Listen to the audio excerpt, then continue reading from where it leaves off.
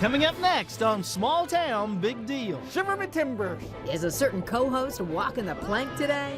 Arr. Oh dear, he's gonna do that all day. Grab your pirate map as we go searching for treasure at Mystic Seaport. And in Greenfield, Indiana, Jonathan Lawler grows produce. But not for profit, for paying it forward. If we can make a difference, that's what we're here to do.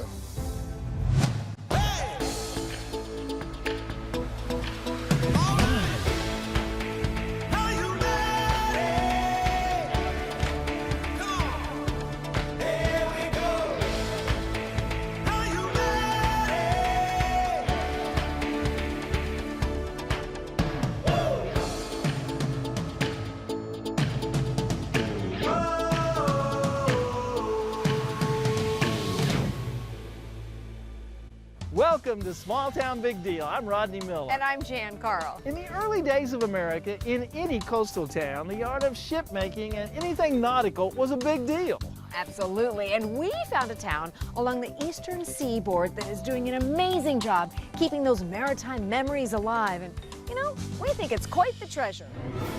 We found a gem in Mystic, Connecticut. It's the Mystic Seaport Museum. Mystic sits a couple of hours up the coast from New York City with just over 4,000 scallywags. We mean residents. And on this day, we witnessed something here you don't see every day. Get ready to fire. A pirate invasion. We'll check back on the pirates' plundering progress in just a bit. We're gonna make Jan walk the plank. But first, we go in search of what every pirate needs, a good ship. And where better to look than the Henry B. DuPont Preservation Shipyard, right here at the museum. It's not a typical shipyard by any means. It's one of the only active shipyards located at a maritime museum site. And they're dedicated to using and preserving the traditional skills and techniques that most of us would have thought were long forgotten. Under a giant tent, we find our first shipbuilding masterpiece, one of the crown jewels in American vintage vessels. Her original counterpart made an important voyage across the Atlantic that lasted 66 days. Her normal cargo was wine, vinegar, and salt, but one trip carried 102 brave passengers. They were seeking freedom and arrived in a new land November 11, 1620. That's right, the passengers were the pilgrims, and this is the Mayflower. Well, technically, it's the Mayflower II. This Mayflower set sail in 1957.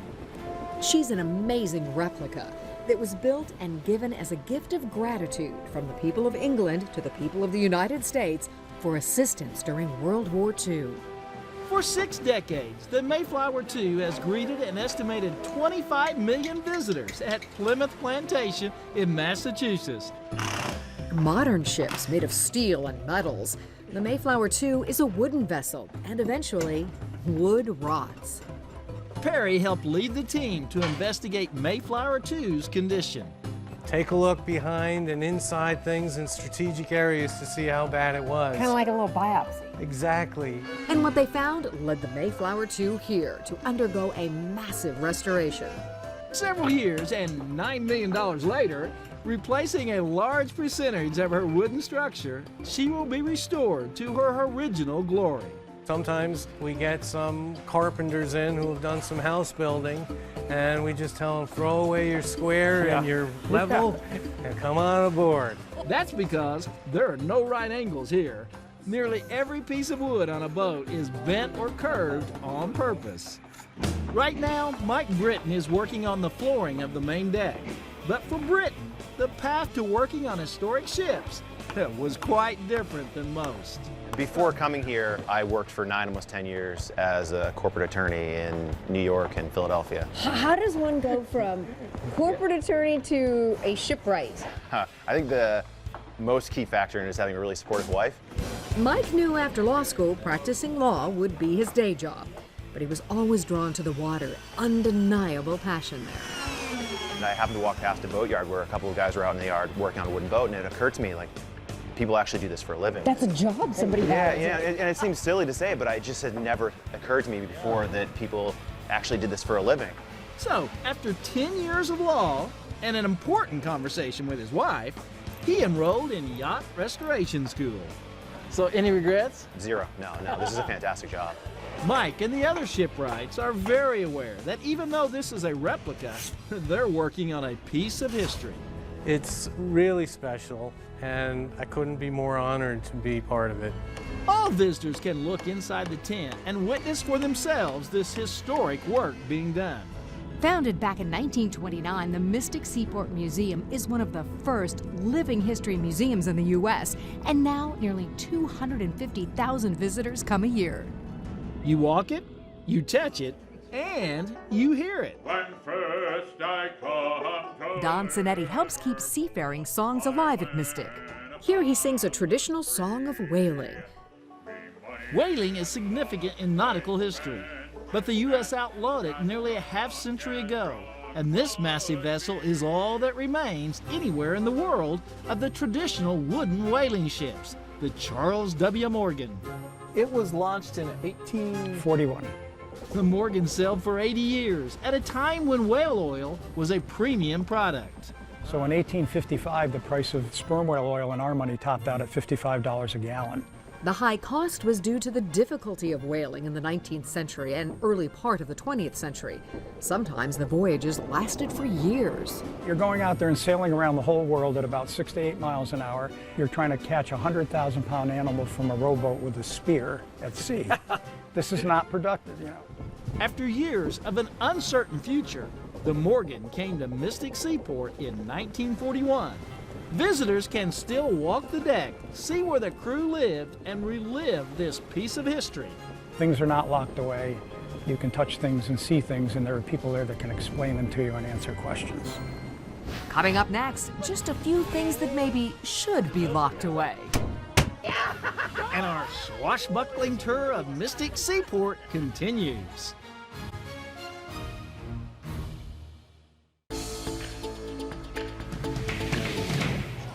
All right, somebody stand out in front. I think they're on to us. Ahoy, and welcome back to Small Town Big Deal. Our voyage of pirate days at Mystic Seaport continues. Who wants to join our pirate crew? This little band of buccaneers and their museum theater makes learning a lot of fun. This be our pirate vessel. For 2 days every year, pirates invade Mystic. And if we want to be one, we have to talk like one. Talking like a pirate is merely just stringing a whole bunch of nonsensical sentences together to make it sound like you know what you're talking about. Avast, Okay. which basically means stop. Oh, that means stop? Avast. See? Oh, hoist the Jolly Roger. This means we're going into battle. That means lift the black flag. The other all-purpose pirate term. Arr.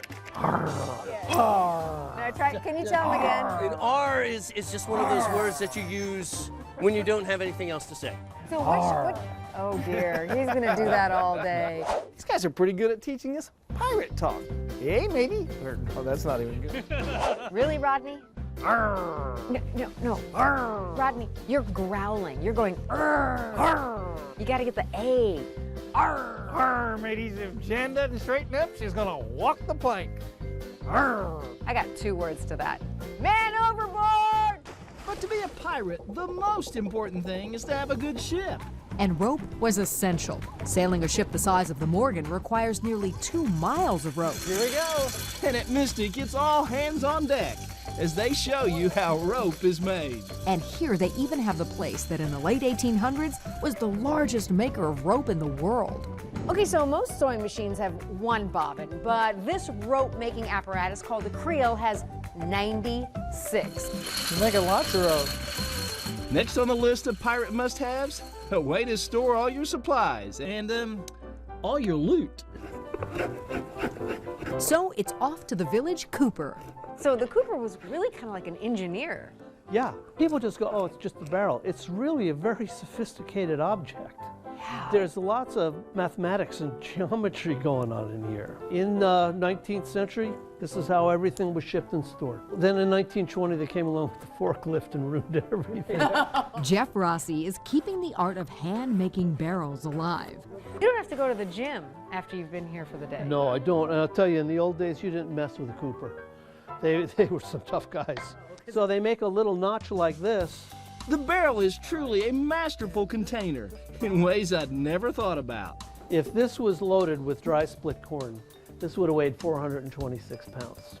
You just knock it over. It's got a built-in wheel. Very easy to steer. You can start rocking this. You'll reach a moment of inertia where with the least amount of effort, you can get this to get up on edge. All you have to do is steer it. Okay. So this was a great way to move freight, move weight. Before there were forklifts. Other maritime essentials were created by men called shipsmiths. Bill Shear looks like a blacksmith, but he's actually a shipsmith, specializing in all things for ships and fishermen. This shop was built in 1885, and it's believed to be the very last standing shipsmith shop in America. The next nautical necessity? Navigation tools. And the go-to instrument, the sextant. When you look through the eyepiece, one side is clear glass and one side's a mirror, and there's a mirror on this arm. Ron Dennis tries to teach us to navigate by the stars. If it's at the equator, it's 0 degrees, North Pole, it's 90 degrees. Here at the Mystic Seaport, the North Star is 41.5 degrees above the horizon, so we're 41.5 degrees north of the equator. Whichever way you navigate yourself here to Mystic Seaport Museum, you'll be fully immersed in all things maritime. And the reenactors love it as much as the visitors. You're going north. We get to tell people actual pirate history. There was an immense pirate history that happened right off here, off the coast of Mystic. Before we send this adventure to Davy Jones' locker, one more lesson, and one that we're fired up about. Get ready to fire! Higher Village gathers round to learn how to shoot a cannon. Well, the boats were lowered and The golden age of piracy ended nearly 300 years ago. But here at Mystic Seaport, they're making those and other maritime memories a big deal all year round. never come up no more. Coming up next, we're in Greenfield, Indiana. We help this small town take care of their own. I need something hard to tap it on. Now it's coming off easy.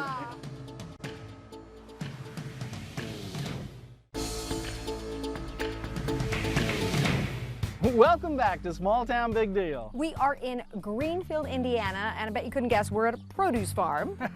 They raise about 250,000 pounds of produce a year. But what makes this place special is they don't sell it, they are giving it all away. Farmer Jonathan Lawler is a man who sees a problem and wants to solve it. In this case, the problem is hunger, and it's right here in small-town Indiana farm country. The hungry people that I thought of were the guys I see under the bridge. I did not think about the single mother who works 2 jobs and has 3 kids that needs to go to a food pantry, because that's who it is. His organic Brandywine Creek Farms produces sweet corn, watermelon, zucchini, beans, peppers, and tomatoes. They should produce about 40 pounds of tomatoes each. Wait, each plant? Oh yeah. Wow. Yeah. He once grew it all for profit. Now, it's his generous gift to those less fortunate. What gave you the heart and the desire to do this? My son was talking about a classmate having to take food home from a food pantry that they had set up there. So I contacted a couple of our food banks, and they said the #1 thing that they cannot get is produce.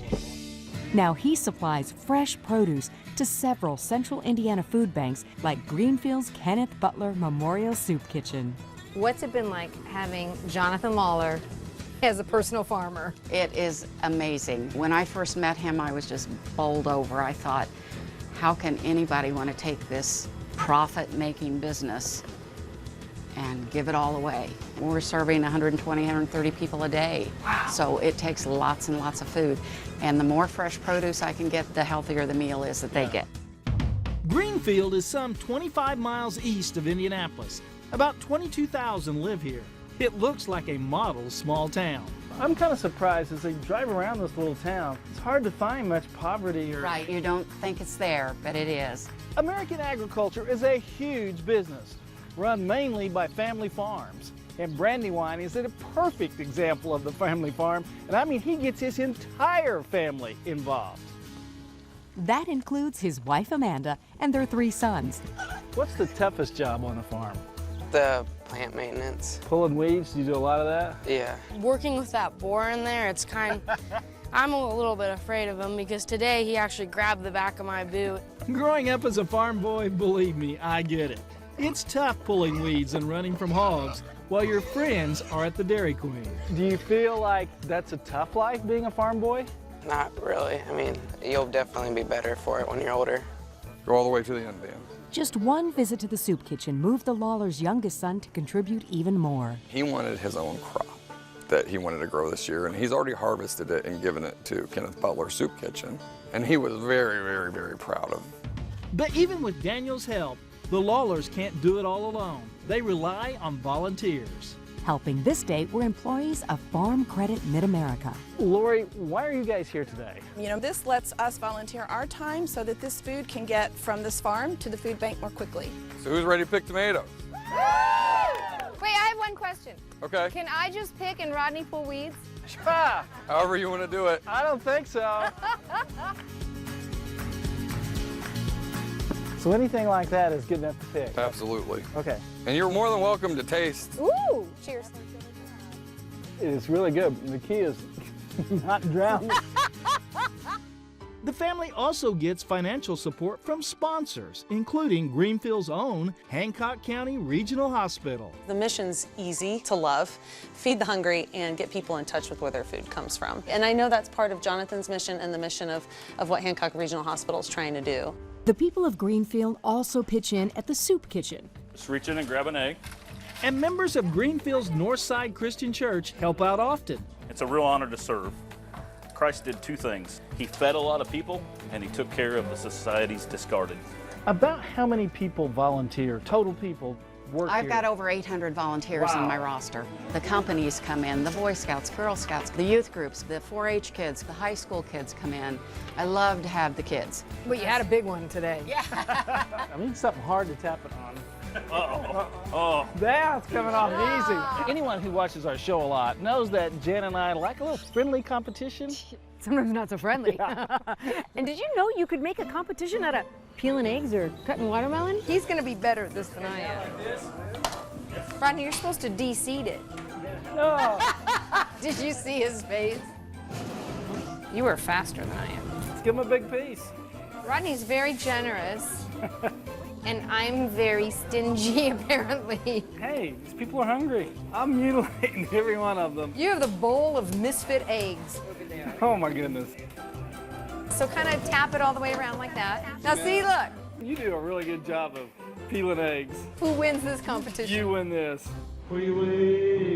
As a wonderful touch to the meal, a local musician entertained while dinner was served. We must admit, seeing such need up close and meeting the people who help is Here you go, sir. eye-opening. You can't help but open your heart and lend a hand. And thank goodness we have that, because in today's society, it's hard to tell who will be here tomorrow.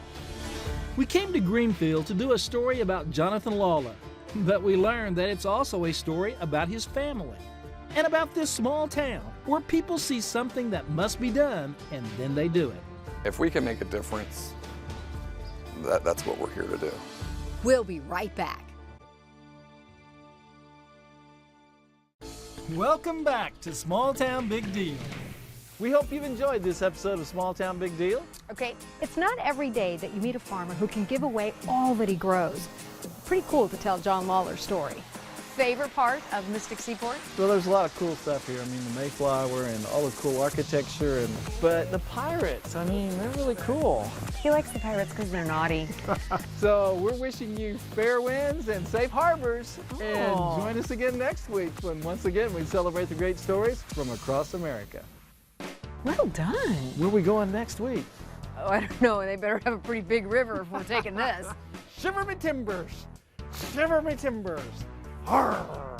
Yay, matey. Oh, that's not even good.